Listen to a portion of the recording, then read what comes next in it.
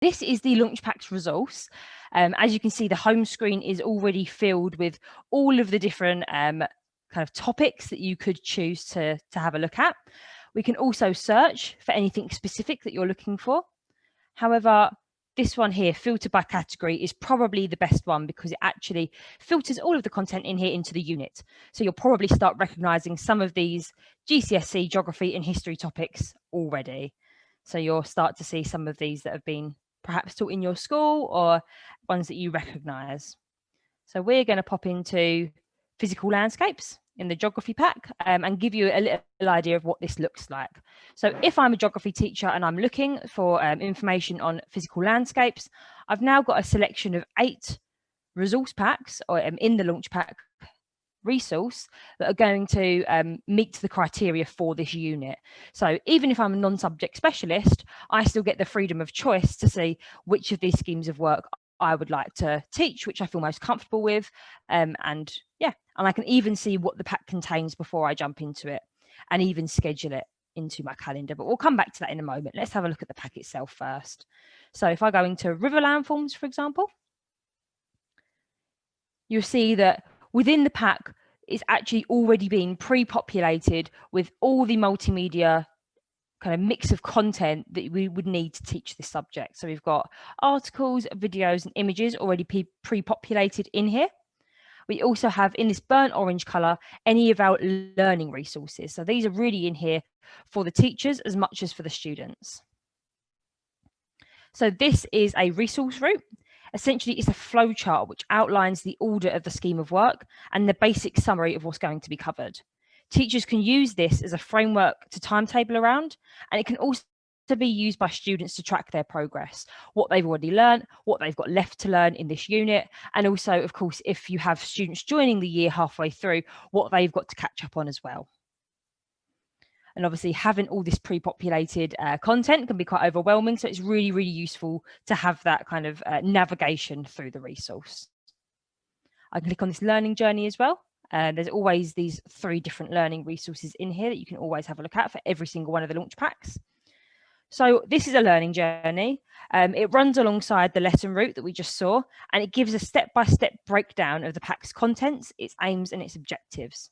Again, teachers can use this to gain confidence in their subject, and at the same time, students will have a clear picture of their scheme of work, what they should be understanding week by week, and the order that they'll be understanding that in as well. So these will act as a fantastic revision, a reflection platform once the lesson has been taught, and it also gives students the opportunity to jump a little bit ahead if they wish to, so they can see kind of what the pack contains, where they're beginning, but also if they've completed that and the rest of their class is still kind of doing and processing their way through this section, they can jump on and actually read the next article or look at the next subject or watch a video and just get a little bit ahead. So it's a really, really easy way for the students to take control and independence of their learning, as well as giving any non-subject specialists a bit of a instruction manual, if you like, as to how to teach this scheme of work. So you can see it's in a little bit more detail. It's a bit more of a kind of verbal walkthrough. And the last learning resource we have are always going to be these student activities.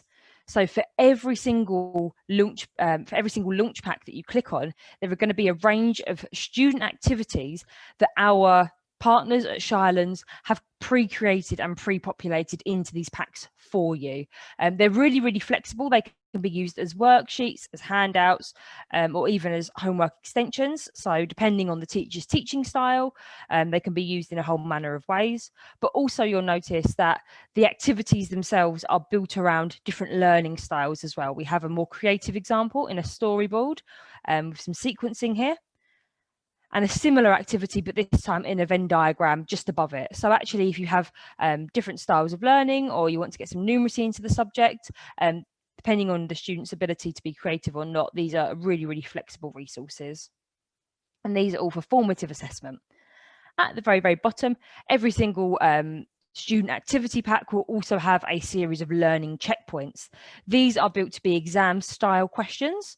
So actually your teachers already have access to these summative activities that they can use to assess the comprehension of their class.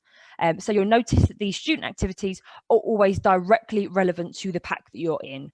We are in river landscapes, and you can see here we've got a whole set of questions on river landscapes, river landforms, I apologise. So yes, these are all ready to be used at the teacher's discretion. If I scroll to the top, you can see now that we've already been given all of the content we might need to teach this subject, some instructions on how to navigate it, and already some activities to do. We're then given the option to customise. So of course, at Britannica, we're very, very conscious of giving our teachers autonomy over what they're teaching and giving them the ability to customise what we've given them.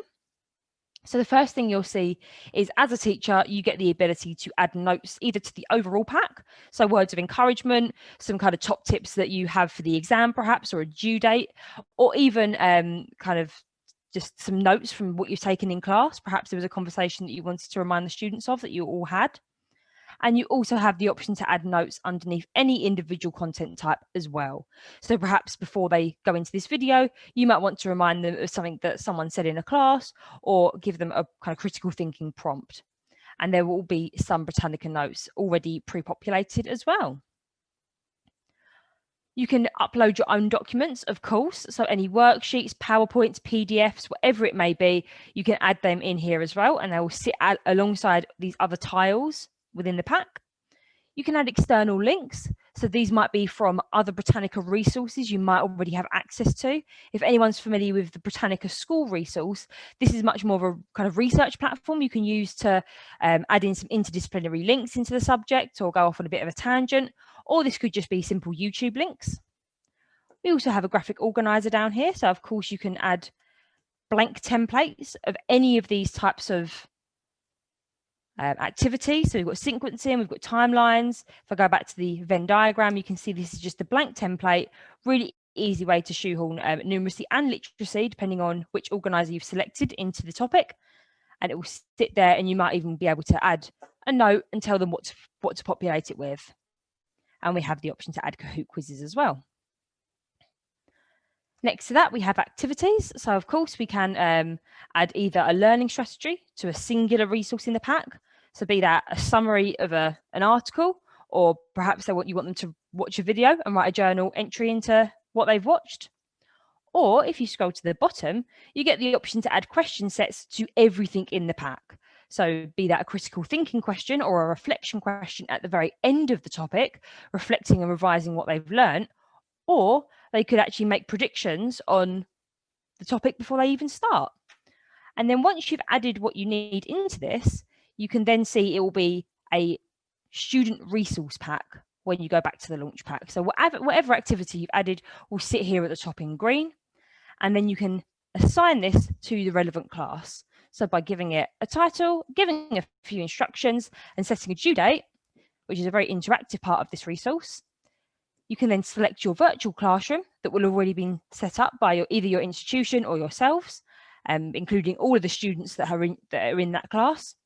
You can then select which one that is, press assign, and that goes off to their emails, and they'll get a notification on the platform as well. Then you as a teacher will be able to see who's clicked on it, who started it, and the answers of any of the ones that have finished as well. You also get the option to favourite anything if you want to come back to it later, or you think perhaps I'm not going to teach this year, but that's a good idea for next year. Printing it off, so anyone that would physically like to hold their work. I know there are a few special educational needs that might prefer to have kind of a physical printed sheet of paper in front of them, and of course we do support that. And you can use it offline as well. So if the students are working without internet access for whatever reason, you can download this as a PDF and work through in the order it's meant to be worked through. You can also schedule it. So if I knew that I wasn't teaching this until January, I could move it over to Jan, pop it in my calendar, just simply drag and drop it. And then you can export that as a file either to your own Outlook calendar, Gmail, any of the calendars you use more kind of widely for all of your teaching, and you can even share them with your colleagues as well if you wanted that best practice to kind of all start at the same time. We also collaborate obviously with email and Microsoft Teams and Google Classroom as well, so they're all options for integration. So what I'm going to do now is I'm going to click onto an article, and there are a few little tips and tricks within the article itself that are going to help your students stay engaged, and they're going to give you a little bit more to work with when you're kind of presenting this pack to your students as well. So you can see that this is a typical Britannica article. If I double click on any word, I get the definition of that word, so it helps the students stay engaged, and when we think about them distractions, it helps them stay kind of not distracted. We can have this read to us. Introduction.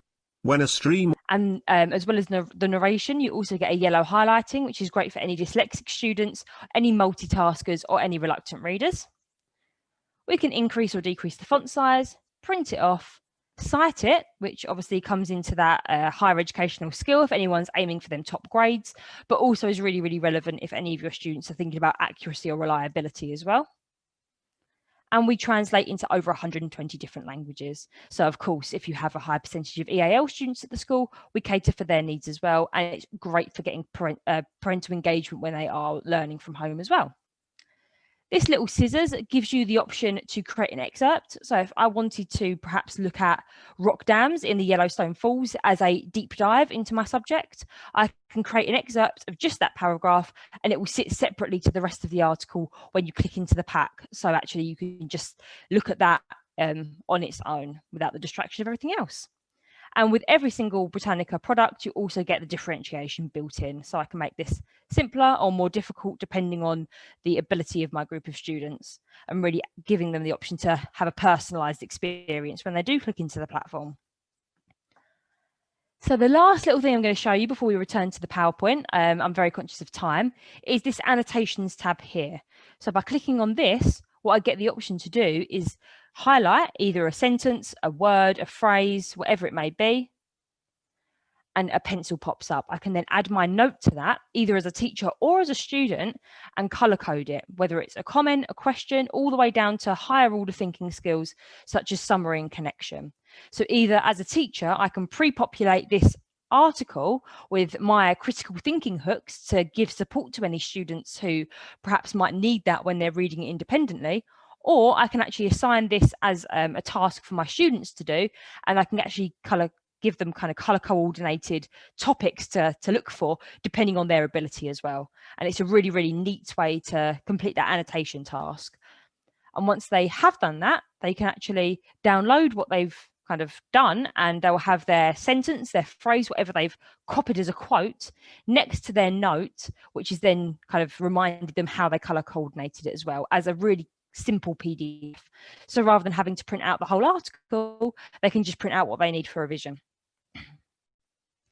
Excellent. So popping back into the presentation now. I hope you can see how we've addressed each of these challenges when teaching the digital curriculum. There's no time wasting. As soon as you click into the pack, there's everything you need at your fingertips. It is all accurate and reliable, written in-house by our editorial team in collaboration with real teachers that are teaching as we speak. It is not distracting. You should have noticed there were no pop-up ads. There's no clickbait whilst on the programme. And also there's all them literacy tools to help them stay engaged and not get their phones out to Google Words, for example. Really, really interactive. You've got them activities that you can set. Easy customization for you, so you can personalize the resource, and it caters for all different types of students, from your least stable all the way through to your most stable, and meeting the needs of EAL, SEN, and all of those as well. So thank you so much for watching. We're going to take a few questions now, if you want to pop them in the chat box.